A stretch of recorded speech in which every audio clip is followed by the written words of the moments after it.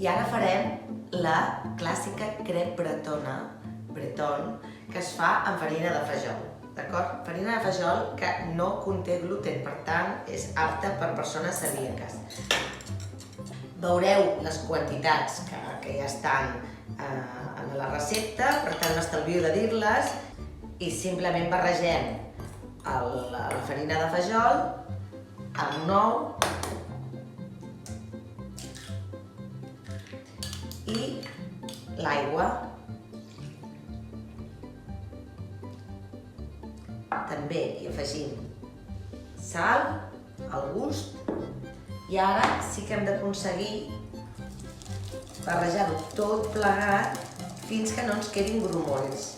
Si veiem que ens queden grumolls, el que farem serà triturar amb una batedora elèctrica.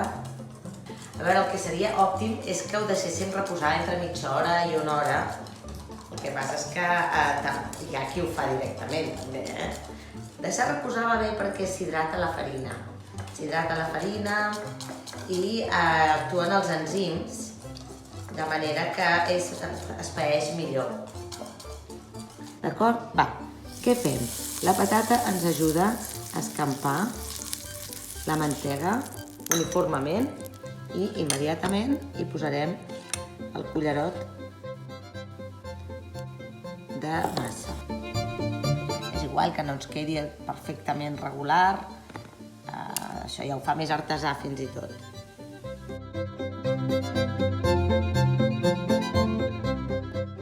Ara hi posarem un formatge, que ha de ser un formatge cremós, d'acord? Un formatge que es fongui bé, sigui gruyère, emmental, que se't fongui bé, o el que tingueu al vostre gust. I ara hi posarem un ou al centre. No li posarem sal perquè, evidentment, perquè ja tenim la fortor del formatge i també d'aquest pastrami, que hem optat en comptes de pernil posar-hi pastrami. D'acord? Aquest pastrami que és de vaca, molt saborós, tirant a fumat i que a mi em sembla interessant per aquesta recepta. La recepta que és tan senzilla. Ara aquí podríeu posar, si volguéssiu, unes herbes, una mica de farigola, orenga, una mica al gust, tot això.